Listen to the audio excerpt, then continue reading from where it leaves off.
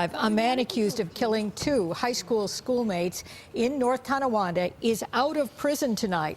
A judge actually released Robie Drake at his sentencing today. He had pleaded guilty to lesser charges after spending 33 years behind bars. Drake was already convicted twice in the 1981 shooting death of Stephen Rosenthal and Amy Smith. However, both convictions were overturned on appeal. News 4's Rich Newberg has details of today's sentencing. Rich? Don and Jackie, Robie Drake will actually go home to a woman he married while he was in prison, but his victims died as teenagers. This has been a puzzling trial since day one, and in some ways remains a mystery. Robie, why did you kill the teens?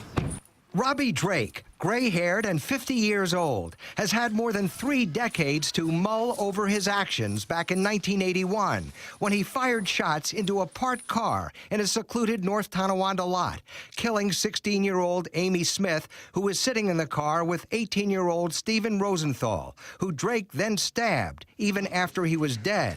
Drake said he stabbed Rosenthal in a panic after seeing what he had done. There was no motive, and that's, I think, a big part of the reason that this case is where it is today. Drake has always maintained he thought he was shooting into a vacant car and had no relationship with the two victims. Murder convictions against him were overturned in 2 previous trials because of errors in the way the case was prosecuted, including a fraudulent witness. But Drake has thought hard about his actions as a 17-year-old. And to say that I was a screw-up at that young age is a real gross understatement. Prosecutors agreed to allow Drake to plead to lesser charges of attempted murder and manslaughter, rather than going through a 3rd trial and risk the possibility of losing the case. He admitted that he fired into the car, that he should have looked into the car, and that was a reckless act. There was only one relative of the victims in the courtroom. She heard Drake give his apology, saying he had condemned so many people to lives of mourning, loss, and grief. I wish it with all my heart, because it never happened. And I know I'm sorry is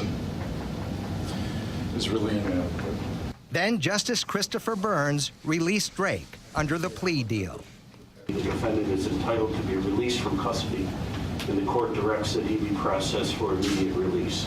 One relative of Amy Smith told me he is disappointed that Drake is now a free man, but that he just has to accept it. Under the plea deal, Drake had already served the maximum time in prison. So Robie Drake is out of prison, out of the courts. Does he have any restrictions? He's totally a free man. He can't visit any family members of any of his victims. All right. There's an order of protection, that's it. Right. All right, Rich, thanks.